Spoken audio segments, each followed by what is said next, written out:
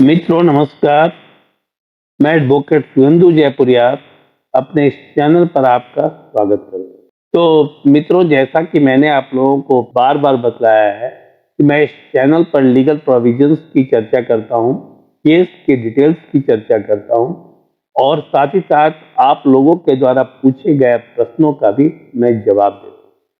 सिर्फ वकीलों के प्रश्नों का ही नहीं, बल्कि आम व्यक्ति भी यदि की कोई क्वेरी है कहीं पर लीगल उनकी समस्या है तो मैं उसका जवाब दूं। और मैं आप लोगों को बता चुका हूं कि मेरा पर्पस बहुत ही स्पष्ट है।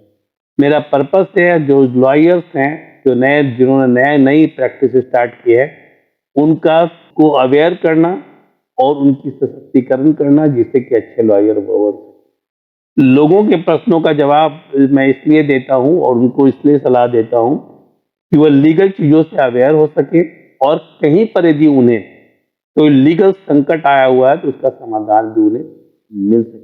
क्योंकि आजकल जो लीगल जो प्रोसीडिंग है, जो लीगल जो प्रोसेस है, वह बहुत ही एक्सपेंसिव हो चुका है। ऐसी स्थिति में जो गरीब आदमी है उनके लिए महंगे लॉयर को चुनना बहुत ही मुश्किल होता है और सही सलाह उनको नहीं मिल पाती है। तो मेरा पर्पस भी बहुत ही स्पष्ट है कि मैं लोगों को ज्यादा से ज्यादा लोगों को अवेयर करना चाहता हूं, उनकी समस्याओं का समाधान करना चाहता हूं। तो मित्रों, अभी हमारे एक मित्र ने प्रश्न किया है, तो वह पंजाब से हैं और पंजाब से उन्होंने प्रश्न किया है। उन्होंने कहा है कि पंजाब की टेरिटरी जो है, पंजाब का जो राज्य है, उसकी सीमा पाकिस्तान से मिलती है और जिसके चलते वहां से काफी इन्फिल्ट्रेशन है और साथ ही साथ ड्रग्स वगैरह की भी काफी सप्लाई वहां से होती है। तो उन्होंने यह कहा है कि एक व्यक्ति, ठीक है ना, उन्होंने नाम नहीं बताया है, एक व्यक्ति जो है वह पाकिस्तान से इंडिया में ड्रग्स लेकर प्रवेश कर रहा है, लेकिन पाकिस्तान के रेंजर्स ने उसे पकड़ लिया और चूंकि वह भारत का नागरिक था, ठीक है ना, बॉर्डर पर ही चूंकि पकड़ाया था, तो वहां पर उसको हैंड ओवर कर दिया गया भारत। इसलिए हैंड ओवर किया गया कि पाकिस्तानी रेंजर्स जो थे और बीएसएफ के जवान थे, दोनों ने मिलकर पकड़ा था और वह इंडियन टेरिटरी में पकड़ाया था, इसीलिए उसका ट्रायल जो है वह इंडिया में ही चलना था। ठीक है, तो अब उसमें क्या हो सकता है, में क्या हो सकता है, क्या उसे बचाया जा सकता है, यह प्रश्न उन्होंने पूछा। तो सबसे पहले मैं बता दूं कि यदि कोई व्यक्ति, ठीक है, जो भारत का नागरिक है, वह किसी भी विदेशी धरती पर या फिर हाई सी पर, ठीक है ना, हाई सी पर पकड़ा जाता है, क्राइम करते हुए पकड़ा जाता है, तब ऐसी स्थिति में उसका जो ट्रायल होता है वह इंडिया में है, या फिर कोई शिप या फिर कोई व्हीकल जो इंडिया में रजिस्टर्ड है लेकिन कोई दूसरा व्यक्ति उस पर सवार है जो इंडियन सिटीजन नहीं है, तब ऐसी स्थिति में भी उसका जो ट्रायल होगा वह इंडिया में ही होगा। लेकिन उसमें कुछ प्रोविजो है, मतलब कुछ शर्तें हैं कि ट्रायल के पहले उसे भारत सरकार से इसकी अनुमति लेनी होगी। रैदर इन्वेस्टिगेशन के पहले भी भारत सरकार से इसकी अनुमति लेनी होगी और ट्रायल उसके बाद ही शुरू होगा, इन्वेस्टिगेशन उसके बाद ही शुरू होगा। अब यहाँ पर जो बात आपने कही है उसमें यह बात सामने आती है कि उसे भारत सरकार से परमिशन लेकर उसका इन्वेस्टिगेशन किया जा सकता है। यदि उसने परमिशन नहीं लिया हुआ है, ठीक है ना, परमिशन नहीं लिया हुआ है और आप जैसा कह रहे हैं कि पाकिस्तानी टेरिटरी में वह पकड़ाया है, तब ऐसी स्थिति में यह केस आप प्रोसीजर के आधार पर जीत सकते हैं। यह केस जो है आप प्रोसीजर के आधार पर जीत सकते हैं। अब इससे संबंधित मैं एक केस की चर्चा करना चाहूंगा। अभी संयोग से कल ही मैंने इस केस को डिस्कस अपने क्लास में, जो लॉयर्स की ट्रेनिंग में देता हूं, उस क्लास में मैंने इस केस को डिस्कस किया और ये केस भी बहुत ही रिसेंट है, मार्च 2022 का है। यह Sartaj Khan versus state of Uttarakhand का case, Sartaj Khan versus state of Uttarakhand का केस। इसमें सरताज खान जो था वह ह्यूमन ट्रैफिकिंग में इन्वॉल्व था, मतलब कि मानव तस्करी में वह इन्वॉल्व था। ठीक है, वह नेपाल गया हुआ था और नेपाल में वहां पर उसने एक लड़की को बस से उतरकर देखा। वो नाबालिग लड़की थी और उसका काम ही चूंकि था बहला फुसला कर लोगों को इंडियन टेरिटरी में लाना, सेक्सुअली एक्सप्लॉइट करना और उसे बेचना। तो वहां पर उसने क्या किया, उसको बहलाया फुसलाया। वो नेपाली भाषा जानता था, वो लड़की सिर्फ नेपाली भाषा जानती थी।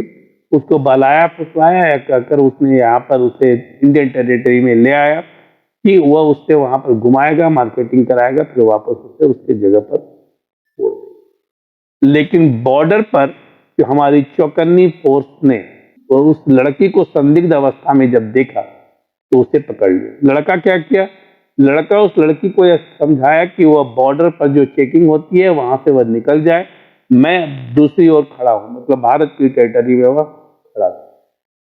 हमारे जो ऑफिसर्स वहां पर थे उसमें एक महिला ऑफिसर नेपाली जानती थी और उसने जब उस लड़की से पूछताछ शुरू की तो उसने बताया, पूरी कहानी को उसने बताया और यह बताया कैसे उसको बहला फुसला कर लाया, बस पर लेकर यहाँ तक आया और रास्ते में उसके साथ उसने छेड़छाड़ भी की। वहां पर जब उससे पूछा गया किसने उसे लाया है तो वह लड़का जो दूर में खड़ा था उसकी ओर उसने इशारा किया।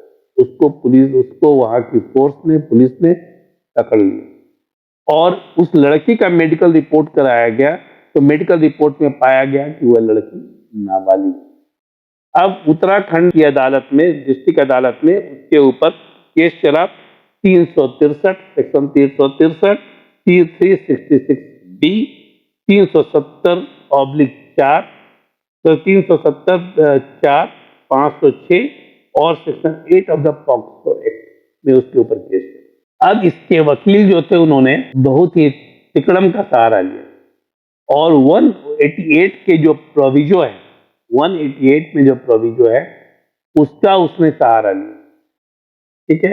और उन्होंने यह कहा कि चूंकि यह विदेशी टेरिटरी में पकड़ाया था, और एक चीज मैं आपको और भी बता दूं कि इसमें प्रोसिक्यूशन ने केस इन्वेस्टिगेशन के पहले और केस चलाने के पहले सेंट्रल गवर्नमेंट से परमिशन नहीं लिया, मतलब प्रायर सैंक्शन नहीं लिया।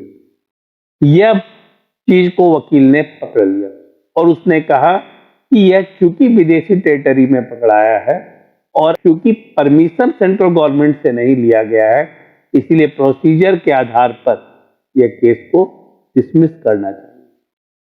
अब यह देखिए कि लूपहोल्स, जैसा कि मैं आप लोगों को बार बार बतलाता हूं कि आपको यदि केस जीतना है तो कानून में छेद को ढूंढना पड़ेगा। तो वकील ने छेद को ढूंढा, जिसके चलते लोअर कोर्ट में उस सरताज खान को रिहा कर दिया। लेकिन स्टेट गवर्नमेंट तो आसानी से हार मानने वाली थी नहीं। स्टेट गवर्नमेंट ने क्या किया, अपील हाई कोर्ट में दायर कर दिया। जब अपील उसने हाई कोर्ट में दायर कर दिया तो यहां पर हाई कोर्ट में जो स्टेट के लॉयर थे उन्होंने ये कहा कि जो विक्टिम लड़की थी वह नेपाल की टेरिटरी में पकड़ाई, लेकिन जो एक्यूज था सरताज खान वो इंडियन टेरिटरी में पकड़ाया। इसलिए प्रायर सैंक्शन की आवश्यकता नहीं, प्रायर सैंक्शन की आवश्यकता नहीं। इस चीज को समझ लीजिए। एक और जिस लूपहोल्स को लेकर वहां की लोअर कोर्ट में वकील ने इसको रिहाई दिलाई थी, वहां पर उसको ही ध्वस्त कर दिया, यह कहकर कि जो लड़की थी वह पकड़ाई नेपाली टेरिटरी में, लेकिन लड़का जो एक्यूज था वह पकड़ाया इंडियन टेरिटरी। और जो अपराध हुआ वह नेपाल और इंडिया दोनों के लैंड पर ही हुआ, इसीलिए यहां पर सैंक्शन की आवश्यकता नहीं, मतलब कि पूरी तरह से उसको ध्वस्त कर दिया हाई कोर्ट में प्रोसिक्यूशन ने। और उस प्रोसिक्यूशन के उस बात को हाई कोर्ट ने माना और उसे कन्विक्शन हो गया। अब सरताज खान चला गया सुप्रीम कोर्ट। सुप्रीम कोर्ट ने भी यही सेम प्ले लिया, स्टेट प्रोसिक्यूशन ने सेम प्ले लिया और सुप्रीम कोर्ट ने भी इस बात को माना कि भाई जो क्राइम हुआ है वह भारत और नेपाल दोनों की धरती पर हुआ है और जो लड़का पकड़ाया है वो इंडियन सिटीजन है और इंडियन टेरिटरी में पकड़ाया है, इसीलिए प्रायर सैंक्शन की आवश्यकता नहीं है। और इस आधार पर अभी 24 मार्च 2022 को जो फैसला आया उसमें सरताज खान को सजा सुना दी गई। तो मित्रों, जो आपका पहला प्रश्न था पंजाब के केस में, मैं आपको बता दूं कि यदि प्रायर सैंक्शन नहीं लिया गया है और पाकिस्तान की टेरिटरी में आपका वो क्लाइंट पकड़ाया है और सैंक्शन यदि नहीं लेती है स्टेट गवर्नमेंट, प्रोजिक्यूशन सैंक्शन नहीं लेती है, तब ऐसी स्थिति में आप बच सकते हैं। लेकिन यदि प्रोजिक्यूशन सैंक्शन लेती है और दूसरी चीज है कि जो अरेस्ट मेमो है उसमें दिखाया गया कि वो भारत में पकड़ा है, यदि अरेस्ट मेमो में भारत में पकड़ा दिखाया गया तब उसको सैंक्शन की आवश्यकता भी नहीं है। अरेस्ट मेमो में यह दिखाया गया कि वो पाकिस्तान में पकड़ा है, तब सेक्शन 188 ऑफ द सीआरपीसी के तहत प्रायर परमिशन की आवश्यकता होगी। यदि प्रायर परमिशन नहीं लेती है प्रोजिक्यूशन, तब प्रोसीजर के आधार पर उसको रिहा करवा सकते हैं। अन्यथा आप एविडेंस के आधार पर जाइए और एविडेंस के आधार पर कोशिश करिए कि उसको रिहा कराया जा सके। तो एविडेंस के आधार पर आप सबसे पहले अरेस्ट मेमो को देखिए, सीजर मेमो को देखिए, किस परिस्थिति में पकड़ाया है वह देखिए, कुछ सीसीटीवी फुटेज है वह देखिए। यदि कुछ भी कमजोरियां नजर आती है तो आप निश्चित रूप से आप उसका यूज करिए और उसको यूज करके कोशिश करिए केस को बेहतर तरीके से लड़ने का। तो इसके बाद भी यदि कोई जो दिक्कत आती है तो आप पूरे पेपर के साथ आप मुझसे मिले, मैं कोशिश करूंगा कि आपको बेहतर से बेहतर सलाह दे सकूं। तो मित्रों, धन्यवाद और आपसे रिक्वेस्ट है कि आप इस चैनल को सब्सक्राइब करें और बेल आइकॉन को निश्चित रूप से दाबें, जिससे कि आपको लेटेस्ट नोटिफिकेशन मिलता है। धन्यवाद।